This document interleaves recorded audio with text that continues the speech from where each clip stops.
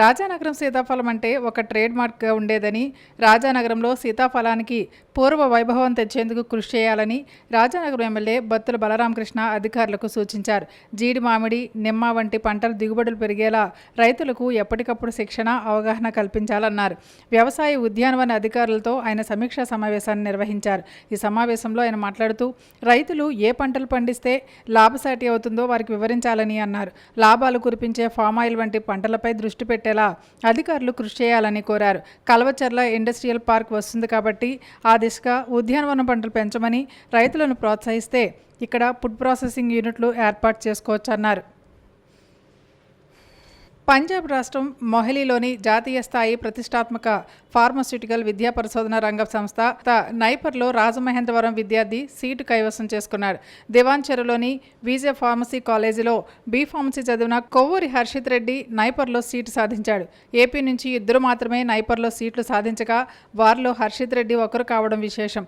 ఇప్పటికే నైపర్ ప్రవేశ పరీక్షలో జాతీయ స్థాయి 93వ ర్యాంక్ సాధించిన హర్షిత్ మొహాలీలోని కళాశాలలో ప్రవేశానికి వేలాది మందితో పోటీపడి గ్రూప్ డిస్కషన్స్ ముఖాముఖిలో సత్తా చాటి ఉత్తమ ప్రతిభ సాధించి సీట్ను కైవసం చేసుకోవడం విశేషం. ప్రతిష్టాత్మక నైపర్లో హర్షిత్ సీటు సాధించడం పట్ల కళాశాల యాజమాన్యం, అధ్యాపకులు, తోటి విద్యార్థులు హర్షిత్ను అభినందనలో ముంచెత్తారు. ప్లాస్టిక్ నిషేధం క్లీన్ రాజమహేంద్రవరంలో భాగంగా దాతలు, ఎన్జీఓ, స్వచ్ఛంద సేవా సంస్థలు అన్నదానం నిర్వహించాలంటే ఇకపై నగరపాలక సంస్థ అనుమతులు తప్పనిసరి చేసినట్లు జిల్లా collector, in charge commissioner P Prashanti స్పష్టం చేశారు. దాతలు, స్వచ్ఛంద సంస్థలు 48 గంటల ముందు తమ వార్డు సచివాలయాల పరిధిలో అనుమతులు తీసుకోవడం ద్వారా ప్లాస్టిక్ ప్లేట్లు నిషేధంతో పాటు ఆయా ప్రాంతాల్లో ముందుగానే డస్ట్బిన్లు ఏర్పాటు చేసుకునేందుకు అవకాశం ఉంటుందని తెలిపారు. దాతలు, స్వచ్ఛంద సంస్థలు నగరపాలక సంస్థతో సహకరించి క్లీన్ రాజమహేంద్రవరంలో భాగస్వాములు కావాలని కోరారు. నిబంధనలు అతిక్రమించిన వారిపై చట్ట ప్రకారం తగు చర్యలు తీసుకోవడం జరుగుతుందని హెచ్చరించారు. అనారోగ్యంతో బాధపడుతున్న కాపు ఉద్యమ నేత, వైసీపీ సీనియర్ నాయకుడు ముద్రగడ పద్మనాభం తీవ్ర అస్వస్థతకు గురయ్యారు.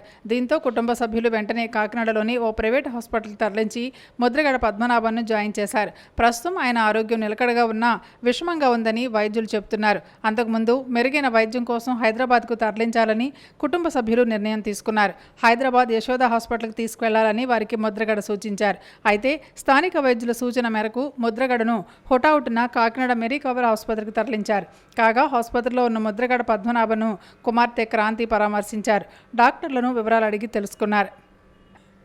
20 ఏళ్లుగా కోమాలో ఉండి సౌదీ అరేబియా స్లీపింగ్ ప్రిన్స్గా పిలువబడే ప్రిన్స్ అల్ వలీద్ తుది శ్వాస విడిచారు. 36 సంవత్సరాల ఈ సౌదీ యువరాజు అల్ వలీద్ బిన్ ఖలీద్ మరణాన్ని ఆయన కుటుంబం ధృవీకరించింది. 2005లో లండన్లో జరిగిన ఓ కారు ప్రమాదం తర్వాత ప్రిన్స్ అల్ వలీద్ 2005లో 15 సంవత్సరాల వయసులోనే కోమాలోకి వెళ్లారు. ఆయన రియాద్లోని కింగ్ అబ్దుల్లాజీజ్ మెడికల్ సిటీలో చేర్చారు. దాదాపు 20 ఏళ్లుగా వెంటిలేటర్లపైనే ఉన్నారు.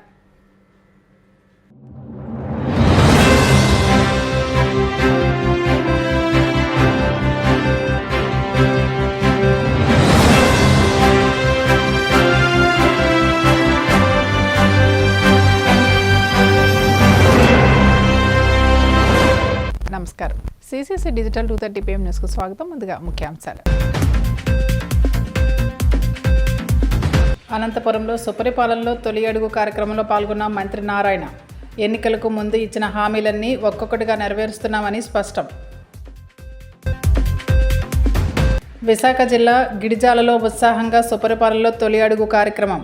ఇంటింటికి వెళ్లి కూటమి పాలన గురించి వివరించిన మంత్రి నిమ్మల. ఏపీ మద్యం కుంభకోణంపై ఈడీ విచారణ జరపాలన్న ఎమ్మెల్యే సోమిరెడ్డి. బిగ్ బాస్ అండతో 3,200 కోట్ల దోపిడీ చేసిన నేరగాళ్ల పని పట్టాలని డిమాండ్. ఈ నెల 26 నుంచి జిల్లాల పర్యటన ప్రారంభించనున్న బీజేపీ రాష్ట్ర అధ్యక్షుడు మాధవ్. దేవుడి గడపగా పేరొందిన కడప నుంచి శ్రీకారం చుట్టనున్నట్లు వెల్లడి. ఎన్నికలకు ముందు ఇచ్చిన హామీలన్నీ ఒక్కొక్కటిగా నెరవేరుస్తున్నామని మంత్రి నారాయణ తెలిపారు. అనంతపురంలో నిర్వహించిన సుపరిపాలన తొలి అడుగు కార్యక్రమంలో ఆయన పాల్గొన్నారు. అనంతపురంలో నిర్వహించిన సుపరిపాలన తొలి అడుగు కార్యక్రమంలో ఆయన పాల్గొన్నారు. ఇంటింటికి వెళ్లి ప్రజల సమస్యలు తెలుసుకున్నారు. కూటమి ప్రభుత్వం అందజేసిన ప్రభుత్వ పథకాలు అందుతున్నాయో లేదో ఆరా తీశారు. ఏడాది పాలనపై ప్రజల అభిప్రాయాలు అడిగి తెలుసుకున్నారు.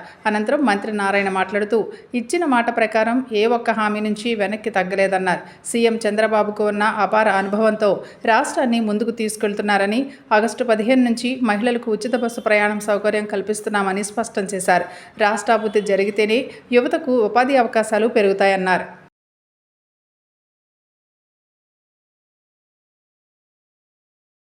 ప్రభుత్వం 10 లక్షల కోట్లు అప్పు చేసేసి వెళ్ళిపోయినా దాన్ని తీరుస్తూ ఎలక్షన్స్కి ముందు ఏదైతే మాట చెప్పామో ఎన్డీఏ ప్రభుత్వం మాట తప్పకూడదని దాదాపు మెజారిటీ చేసాం. 1-2 కాదు, పెన్షన్స్ ఇచ్చేసాం, మహిళలకు 3 గ్యాస్ సిలిండర్ ఇచ్చేసాం, తల్లికి వందనం కింద ఎంతమంది పిల్లలు అంటే అంతమందికి వేసాం. అదేవిధంగా ఫిషెస్ చేపలు పట్టేవాళ్ళకి వాళ్ళకి చేయాల్సింది చేసాం. అన్నా క్యాంటీన్స్ 204 అన్నా క్యాంటీన్స్ ఓపెన్ చేయటమే కాకుండా మరొక 70 శాంక్షన్ చేశారు. ఇలా అంతేకాకుండా రేపు 15వ తేదీ నుంచి వచ్చే నెల ఆగస్టు 15 నుంచి మహిళలకు ఉచిత బస్సు ప్రయాణం స్టార్ట్ అవుతుందని అనౌన్స్ చేశారు. అంతేకాకుండా రైతు సోదరులకు ఏదైతే 20,000 ఇస్తా ఉన్నామో కేంద్ర ప్రభుత్వం 6,000, 14,000 రాష్ట్ర ప్రభుత్వం, కేంద్ర ప్రభుత్వం ఇచ్చిన ఆ రోజే రాష్ట్ర ప్రభుత్వం కూడా వేసేటట్టుగా చేయాలని ఫైనాన్స్ కార్డు ఇచ్చారు. ఈ విధంగా అనేక ఇబ్బందులు ఒడిదొడుకులు ఉన్నా అటు కేంద్ర ప్రభుత్వంతో డిస్కస్ చేస్తూ రాష్ట్రాన్ని మెల్లమెల్లగా ముందుకు తీసుకుపోతున్నారు. ముఖ్యంగా యువతకు ఉద్యోగాలు రావాలనే ఉద్దేశంతో అనేక దేశ విదేశాల్లో ఇండస్ట్రీస్ని పిలిచి వాళ్ళందరితో టైప్ చేసుకోవడం జరిగింది. అయితే industries over night Rao. It takes 1 year కొన్ని, 2 years కొన్ని, 3 years కొన్ని. అయితే లాంగ్ రన్ దృష్టిలో పెట్టుకొని మన పిల్లల భవిష్యత్తును దృష్టిలో పెట్టుకొని అనేక ఇండస్ట్రీస్ని యాక్చువల్గా తీసుకురావడం జరిగింది. ఇప్పుడు అనంతపూర్లో కేఎ మోటార్స్ వచ్చింది. ఎంతోమంది కేఎ మోటార్స్లో ఈరోజు 10,000 పైగా యాక్చువల్గా ఉద్యోగం చేస్తున్నారు. ఇప్పుడే ఒక ఇంటికి పోతే ఆ ఇంట్లో ఏం చేస్తున్నావు బాబు అంటే నేను కేఎ మోటార్స్లో పనిచేస్తున్నాను అన్నాడు. ఇట్లా ఒక ఇండస్ట్రీస్ వస్తే ఎంతోమంది యువకులకు ఉద్యోగస్తుల ఉద్దేశంతో ముఖ్యమంత్రి గారు పరిపాలన ఎలా చేయాలా, ఆర్థిక వ్యవస్థను ఎలా నడపాలా ఒక అవగాహనతో ముందు పోతున్నారు. గత ప్రభుత్వం ఆర్థిక వ్యవస్థను మొత్తం నాశనం చేసింది. 10 లక్షల కోట్లు అప్పు చేయటమే కాదు, అనేక అవతావకలు తీసుకుంటే డంప్ యార్డ్, ఇది 30 సంవత్సరాల పైగా ఉన్న డంప్ యార్డ్, 50 సంవత్సరాలు అంటే అటువంటి డంప్ యార్డ్ని మా ముఖ్యమంత్రి గారు గత అక్టోబర్ 2వ తేదీ నాకు ఆర్డర్ వేశాడు. మచిలీపట్నంలో స్వచ్ఛాంధ్ర జరిగేటప్పుడు నాకు ఆర్డర్ వేశాడు. నారాయణ, నువ్వు ఎటువంటి పరిస్థితుల్లో కూడా రేపు వచ్చే అక్టోబర్కి రాష్ట్రంలో 85 లక్షల టన్నులు పూర్తి చేయాలంటే ఇప్పటికే 50 లక్షల టన్నులు పూర్తి చేసాం. మిగిలిన కూడా ఎంతో వేగవంతంగా జరుగుతుంది. ఇక్కడ మీకు 1,68,000 టన్నులు ఉంది. రోజుకు 6,000 టన్నులు చేస్తున్నారు. ఖచ్చితంగా ఎటువంటి పరిస్థితుల్లో కూడా అక్టోబర్ 2వ తేదీకి ఇక్కడ ఏదైతే లెగసీ డంప్ ఉందో చెత్త అది మొత్తం తొలగించడం జరుగుతుంది. అది ఎమ్మెల్యే గారు కూడా యాక్చువల్గా చాలా క్లియర్గా చెప్పారు. అదేవిధంగా కొన్ని విషయాలు ఎమ్మెల్యే గారు రిక్వెస్ట్ చేశారు. అవన్నీ కూడా అటు కలెక్టర్ గారితోనూ కమిషనర్ గారితో మాట్లాడాను. అవన్నీ చేస్తాం. పిల్లల్ని స్కూల్కు పంపించండి, నేను చదివించుకుంటానని చెప్పిన జగన్ అధికారంలోకి రాగానే ఒక్క బిడ్డకే నేను మేనమామనంటూ తప్పించుకున్నారని మంత్రి నిమ్మల రామానాయుడు విమర్శించారు. సీఎం చంద్రబాబు మాత్రం ఇంట్లో ఎంతమంది పిల్లలుంటే వారందరికీ తల్లికి వందనం అందజేస్తున్నారని చెప్పారు. విశాఖ జిల్లా అనంతపురం మండలం గిడిజాలలో నిర్వహించిన సుపరిపాలనలో తొలి అడుగు కార్యక్రమంలో భీమిలి ఎమ్మెల్యే గంటా శ్రీనివాసరావుతో కలిసి ఆయన పాల్గొన్నారు. ఈ సందర్భంగా నిమ్మల మాట్లాడుతూ కూటమి ప్రభుత్వ సంవత్సర పాలనపై ప్రజలంతా పూర్తి స్థాయిలో సంతృప్తి వ్యక్తం చేస్తున్నట్లు చెప్పారు. ఆగస్టు 15 నాటికి డిఎస్సి ద్వారా సుమారు 16,000 ఉపాధ్యాయ ఉద్యోగాలు భర్తీ చేసి ప్రభుత్వ పాఠశాలలకు మరింత నాణ్యమైన విద్యను అందించేందుకు కూటమి ప్రభుత్వం కృషి చేస్తుందని చెప్పారు. సుపరిపాలనలో తొలి అడుగు కార్యక్రమంలో భాగంగా ఈరోజు భీమిలి నియోజకవర్గాన్ని విచ్చేసినప్పుడు పెద్ద ఎత్తున మహిళలు ప్రజలు స్వాగతం పలికి ఆశీర్వదించినటువంటి పరిస్థితుల్లో వాళ్ళందరికీ కూడా ధన్యవాదాలు తెలియజేస్తున్నారు. గంటా శ్రీనివాసరావు గారి యొక్క నాయకత్వం, ఎందుకంటే ఆయన ఒక సీనియర్ తెలుగుదేశం పార్టీ నాయకుడిగా, ఒక మాజీ మంత్రివర్యులుగా మా అందరికీ కూడా ఒక స్ఫూర్తినిచ్చేటువంటి నాయకుడు గంటా శ్రీనివాసరావు గారి ఆధ్వర్యంలో ఈ రోజు మరి ఇంటింటికి ఈ యొక్క సుపరిపాలన కార్యక్రమాన్ని అందించేటువంటి విషయంలో మేము భాగస్వాములు కావడం. ఈ రకంగా మేము ఏ నియోజకవర్గానికి, ఏ గ్రామానికి వెళ్ళినా, ఏ ఇంటికి వెళ్ళినా కూడా మంచి గౌరవం, ఆశీర్వాదం ప్రజల నుంచి వస్తూ ఉంది.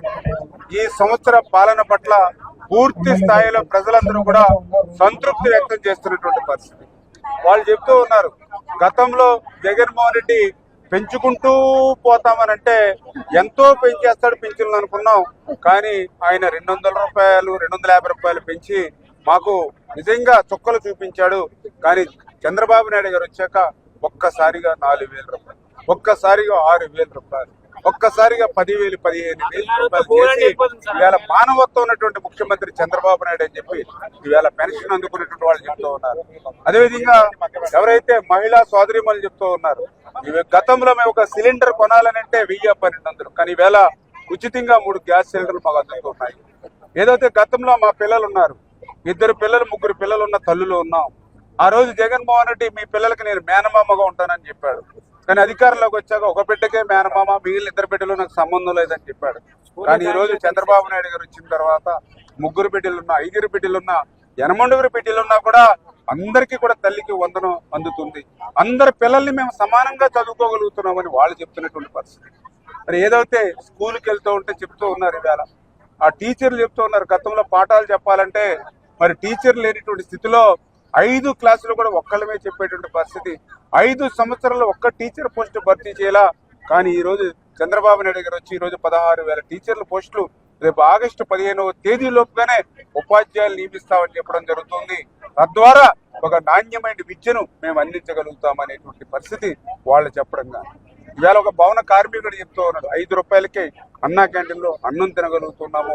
5 సంవత్సరాల జగన్మోహన్ రెడ్డి పాలనలో మా పేదవాడు కడుపు కూడా కొట్టినటువంటి పరిస్థితి అన్నా క్యాంటీన్లు రద్దు చేసి, అందులో కూడా ఈ రోజు విశాఖపట్నాన్ని ఒక ఆర్థిక రాజధానిగా చేయాలి, విశాఖపట్నాన్ని ఒక టూరిజం హబ్ కింద తయారు చేయాలి, విశాఖపట్నాన్ని ఒక సినీ ఇండస్ట్రీకి ఒక రాజధానిగా చేయాలి. ఒక రకంగా విశాఖ అత్యంత ప్రాధాన్యత ఇస్తూ ఉత్తరాంధ్ర ప్రాజెక్టుల మీద కూడా అత్యంత ప్రాధాన్యత ఇస్తూ ఉత్తరాంధ్ర సుజల స్రవంతిని కూడా మరి త్వరలోనే దాన్ని కూడా పూర్తి చేసేటువంటి విధంగా ఈ కూటమి ప్రభుత్వం పనిచేస్తుందని చెప్పి మీ ద్వారా ఏపీ మద్యం కుంభకోణంపై ఈడీ ఇంకా ఎందుకు విచారణ జరపట్లేదని టీడీపీ ఎమ్మెల్యే సోమిరెడ్డి చంద్రమోహన్ రెడ్డి ప్రశ్నించారు.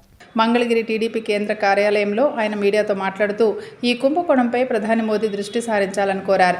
బిగ్ బాస్ అండతో 3,200 కోట్ల దోపిడీ చేసిన నేరగాళ్ల పని పట్టాలన్నారు. 30,000 మంది ప్రాణాలు తీసి లక్షల మందిని అనారోగ్యంతో మంచాన పడేశారని ధ్వజమెత్తారు.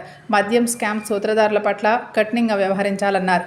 ఈడీ వెంటనే స్పందించి ప్రజల నమ్మకాన్ని నిలబెట్టేలా చర్యలు తీసుకోవాలని సోమిరెడ్డి కోరారు. సెన్సేషనల్ కేసు అయిపోయింది, దేశంలో అంతర్జాతీయ స్థాయి స్కామ్ అయిపోయింది.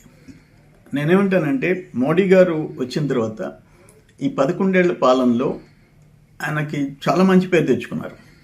ఈవెన్ పహల్గామ్ మీద ఉగ్రవాదులు దాడులు చేయించి ఆ టెర్రరిస్టులు అంతు చూశాడు. ఇక్కడ నేనేమంటానంటే అదేవిధంగా ఎకనామిక్ టెర్రరిస్టుల సంగతి కూడా చూడాల్సిన అవసరం ఉంది. ఇక్కడ for example Delhi liquor case 150 కోట్లు, ఇప్పుడు కాళేశ్వరం మీద కూడా ఈడీ విచారణ మొదలుపెట్టింది. ఢిల్లీ లిక్కర్ కేసు మీద ఈడీ విచారణ మొదలుపెట్టింది. ఇక్కడ 1,000 కోట్లు ఇంటర్నేషనల్ స్కామ్, దుబాయ్ నుంచి మనీ రూటింగ్, ఇవన్నీ దీంట్లో ఐఏఎస్లు అరెస్ట్ అయినారు, ఐఏఎస్లు జైల్లో ఉన్నారు.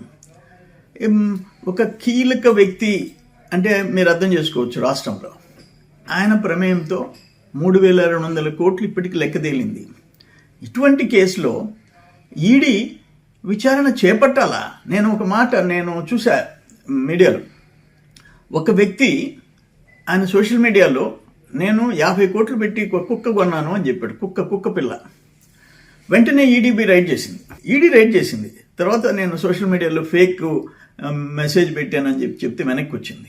5 కోట్లు 10 కోట్లకు కూడా ఈడీ రైడ్ చేసేసి సీరియస్గా యాక్షన్ తీసుకుంటుంది. నేనేమంటానంటే ఇక్కడ కూటమి ప్రభుత్వానికి, మోడీ గారికి నా విజ్ఞప్తి ఏంటంటే, బరి తెగించిన స్కామ్ ఇది, మనుషుల ప్రాణాలు తీసిన స్కామ్. 3,200 కోట్లు ఒకటే కాదు, 30,000 మంది ప్రాణాలు బలిగి ఉన్నది ఈ ఇల్లిసిట్ లిక్కర్. ప్లస్ లక్షల మందిని బెడ్ రిడన్, హాస్పిటలైజ్ అయిపోయినారు, పనికి రాకుండా పోయినారు. ఇంత పెద్ద ఘోరమైన దోపిడీ నేరం, దీన్ని సీరియస్గా తీసుకోవాల్సిన అవసరం ఉంది. అక్కడ టెర్రరిస్టులని ఎట్లా అంతం చేశారో ఇట్లా ఎకనామిక్ టెర్రరిస్టులు కూడా మోడీ గారు సీరియస్గా తీసుకొని అంతు చూడాల్సిన అవసరం ఎంతైనా ఉంది. ఏదేమైనా ఈడీ వెంటనే స్పందించి దీన్ని ఇటువంటివి అంటే ఒక మెసేజ్ దేశంలో పోవాలా.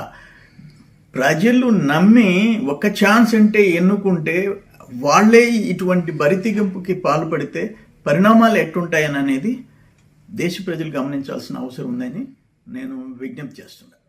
ఈ నెల 26 నుంచి జిల్లాల పర్యటన ప్రారంభించనున్నట్లు బీజేపీ రాష్ట్ర అధ్యక్షుడు పీవీఎన్ మాధవన్ ప్రకటించారు. పార్టీ అధ్యక్షునిగా బాధ్యతలు చేపట్టిన తర్వాత అన్ని జిల్లాలకు వెళ్లాల్సిన అవసరం ఉన్నందున దేవుడి గడపగా పేరొందిన కడప నుంచి దీనికి శ్రీకారం చుడతామన్నారు. విశాఖలో ఆయన మీడియాతో మాట్లాడుతూ రోజుకొక జిల్లా చొప్పున పర్యటిస్తానని, తొలుత రాయలసీమ, ఆ తర్వాత ఉత్తరాంధ్ర, చివరిగా కోస్తా జిల్లాలకు వెళ్తానన్నారు. బీజేపీకి నాయకుల అవసరం ఉందని, వారిని తయారు చేసే విధంగా పార్టీని బలోపేతం చేస్తామన్నారు. త్వరలోనే జిల్లా కమిటీలు, ఆ తర్వాత రాష్ట్ర కమిటీ నియామకం కూడా పూర్తి చేస్తామన్నారు. ప్రతి ఊరిలో బీజేపీ జెండా ఎగరాలనేది ధ్యేయమన్నారు.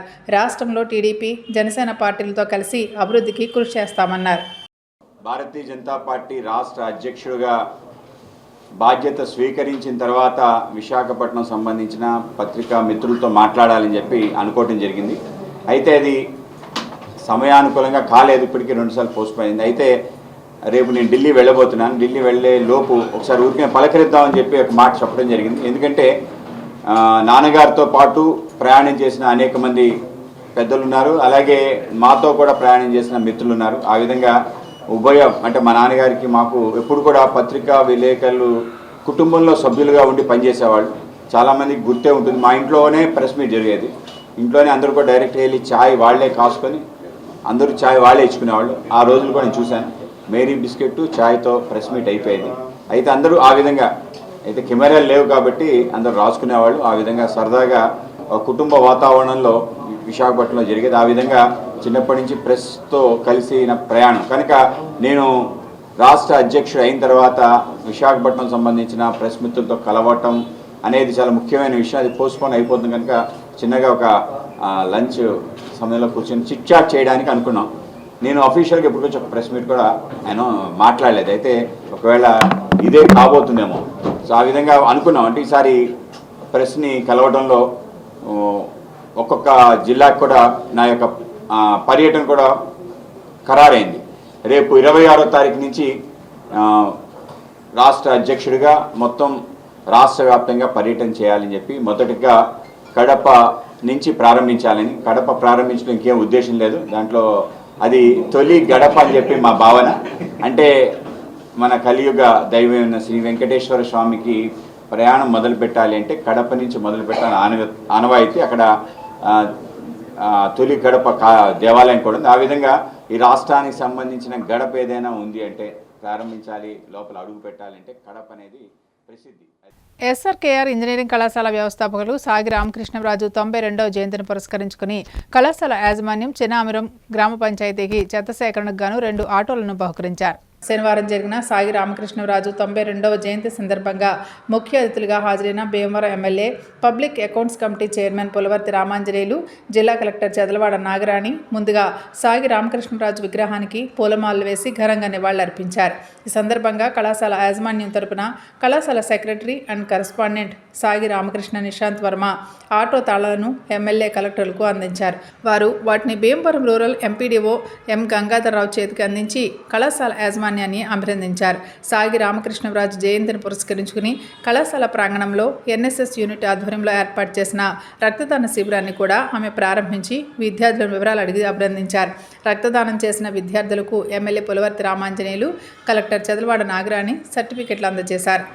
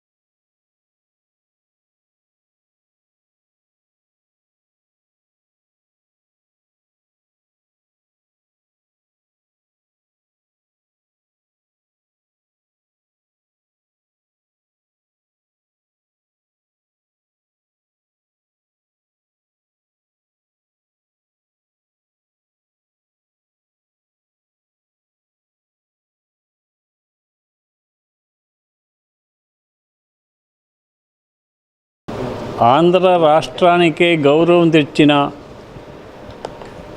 ఎస్ఆర్కే ఇంజనీరింగ్ కాలేజీ ఫౌండర్ గారు సాగి రామకృష్ణరాజు గారి 92వ జయంతి కార్యక్రమం ఈ రోజున ఎస్ఆర్కే కాలేజీలో జరుపుకుంటున్నాం. ఆ మహనీయుడు పుట్టిన ప్రాంతానికి ఏదో సేవ చేయాలి, మనం ఎంత వృద్ధి చెందినా మన పుట్టిన గ్రామాలకి మన సర్వీస్ చేయాలని ఆలోచన చేసి 1980 సంవత్సరంలోనే ఎస్ఆర్కే ఇంజనీరింగ్ కాలేజీ చినమేరంలో స్థాపించడం జరిగింది.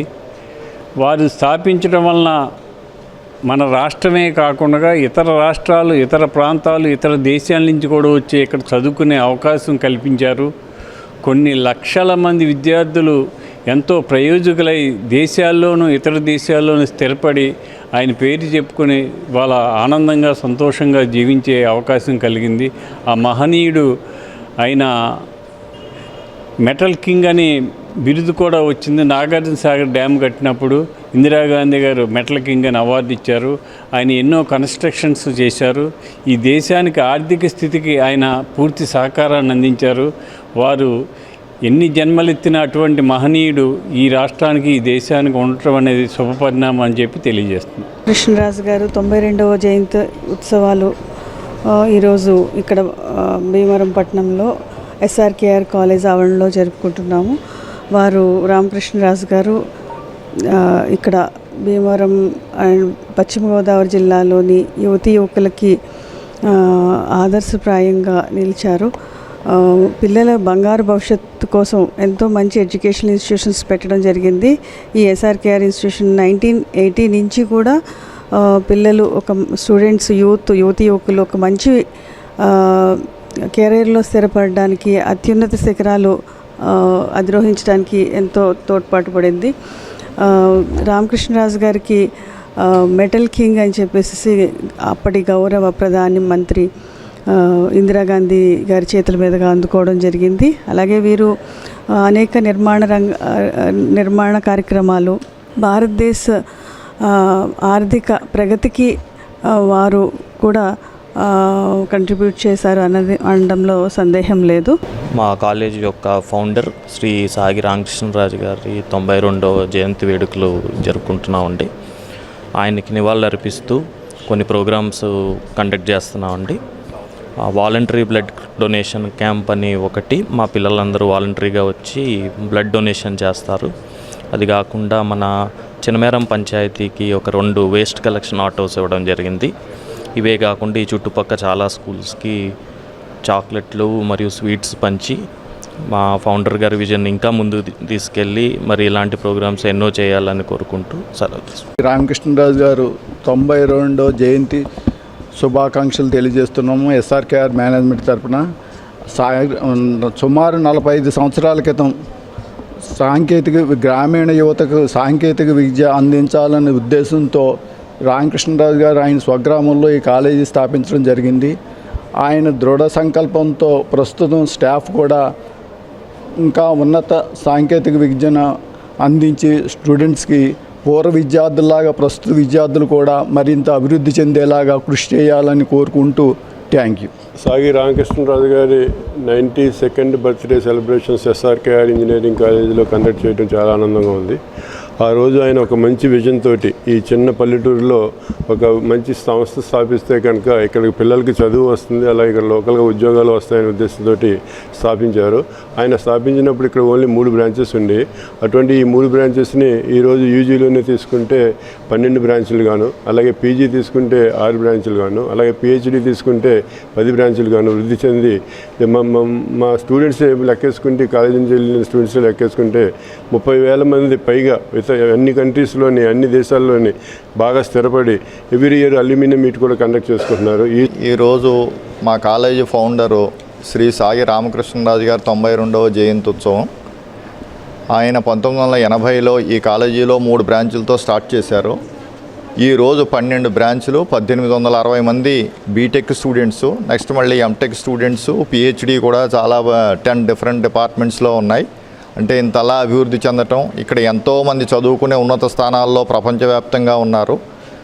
ఇంకా ఎంతోమంది మాలాంటి స్టాఫ్ కూడా ఇక్కడ అందరూ పనిచేసుకోవటం అంతా చాలా బాగుంది. ఆయన ఆ రోజుల్లో ఇంత గ్రామంలో పెట్టి ఇంత డెవలప్ చేయటం నిజంగా అభినందనీయం. మళ్లీ సీఎంగా జగన్ని గెలిపించుకుందామని వైసీపీ అధికార ప్రతినిధి శ్యామల పిలుపునిచ్చారు.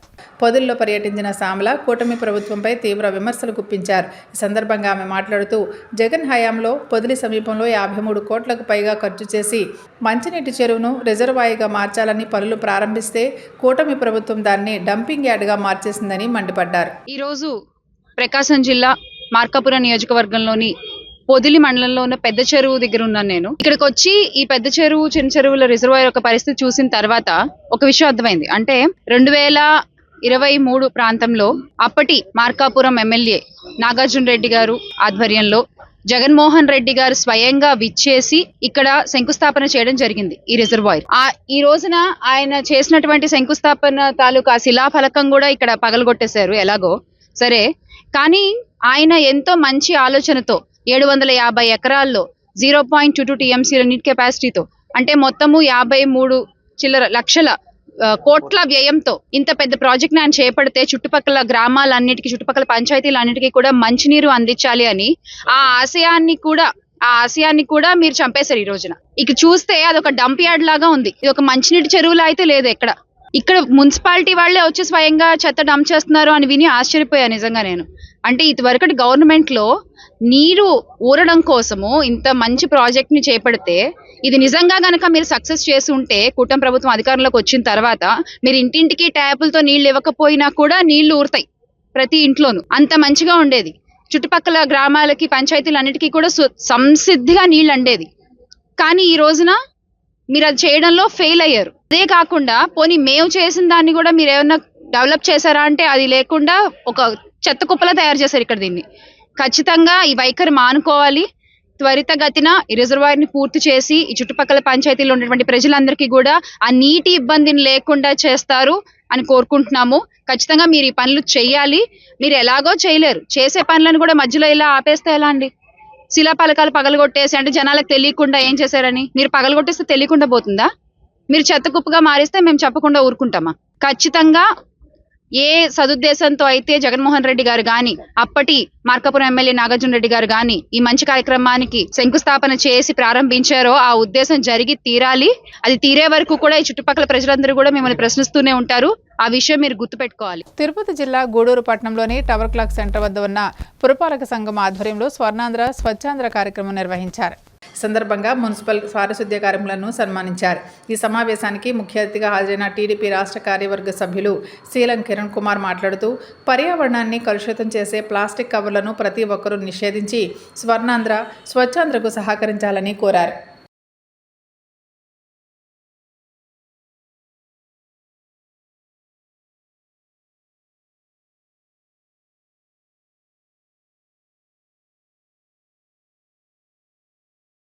వాళ్ళతో ఎక్కువ టైము స్పెండ్ చేయగలిగింది మహిళలు.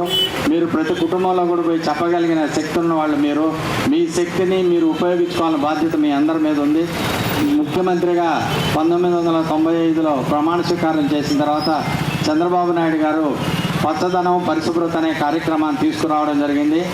ఆ 1995లో ఇప్పటి గూడూరు శాసనసభ్యులు డాక్టర్ బాసిం సునీల్ కుమార్ గారు అప్పుడు పురపాలక సంఘ చైర్మన్గా ఉన్నారు. అప్పుడు వేసిన చెట్లు వేయి, ఇప్పుడు వేసినటి కాదు. ప్రతిసారి చంద్రబాబు నాయుడు గారు ముఖ్యమంత్రి పీఠాన్ని అధిరోహించిన తర్వాత చెట్లు నాటనే కార్యక్రమాన్ని తీసుకొని రావడం జరుగుతుంది. చెట్లు నాటుతున్నారు కానీ అవి బ్రతికించడం లేదని మటుకు మీకు అందరికీ తెలియజేస్తున్నాను. వృక్షో రక్షితో రక్షిత, వాటిని మనం రక్షిస్తాయి, మనం రక్షిస్తాయనే విషయాన్ని మనం గుర్తుంచుకోవాలి. దాన్ని మర్చిపోతే మటుకు చాలా ఇబ్బందికరమైన విషయాన్ని మీకు అందరికీ తెలియజేస్తూ ప్రతిదానికి ఒక విప్లవం అంటాం. అదేవిధంగా ప్లాస్టిక్ మీద కూడా ఒక విప్లవం తీసుకొచ్చి ఒక పోరాటం చేసి ఆ పోరాటంతో మనము ఏ షాప్కి వెళ్ళినా ప్లాస్టిక్ ఇస్తే నాకు వద్దు, నేను ఎందుకు తీసుకోవాలా, 40 మైక్రాన్ కన్నా తక్కువ ఇస్తే మాకు ఇబ్బందిని చెప్పవలసిన బాధ్యత ప్రతి ఒక్కరి మీద ఉంది. అన్నిటికీ పోరాటాలు చేస్తాం కదా, మన యొక్క వ్యక్తిగతమైన పోరాటానికైనా అందరూ జీవితాల కోసం అందరూ ఆరోగ్యంగా ఉండేదాని కోసం ప్రతి ఒక్కరు కూడా నడుం బిగించి ప్లాస్టిక్ నిషేధించాలా, ప్లాస్టిక్ మీద పోరాటం చేస్తారని మీ అందరినీ మనసారా కోరుకుంటూ ఈ అవకాశం ఇచ్చిన పెద్దలకు ధన్యవాదాలు తెలియజేస్తూ సెలవు తీసుకుంటాను. వార్తలు ముగించే ముందు ముఖ్యాంశాలు మరోసారి. అనంతపురంలో సుపరిపాలనలో తొలి అడుగు కార్యక్రమంలో పాల్గొన్న మంత్రి నారాయణ. ఎన్నికలకు ముందు ఇచ్చిన హామీలన్నీ ఒక్కొక్కటిగా నెరవేరుస్తున్నామని స్పష్టం. విశాఖ జిల్లా గిడిజాలలో ఉత్సాహంగా సుపరిపాలనలో తొలి అడుగు కార్యక్రమం. ఇంటింటికి వెళ్లి కూటమి పాలన గురించి వివరించిన మంత్రి నిమ్మల. ఏపీ మద్యం కుంభకోణంపై ఈడీ విచారణ జరపాలన్న ఎమ్మెల్యే సోమిరెడ్డి. బిగ్ బాస్ అండతో 3,200 కోట్ల దోపిడీ చేసిన నేరగాళ్ల పని పట్టాలని డిమాండ్. ఈ నెల 26 నుంచి జిల్లాల పర్యటన ప్రారంభించనున్న బీజేపీ రాష్ట్ర అధ్యక్షుడు మాధవ్. దేవుడి గడపగా పేరొందిన కడప నుంచి శ్రీకారం చుట్టనున్నట్లు వెల్లడి. సమాప్తం. నమస్కారం.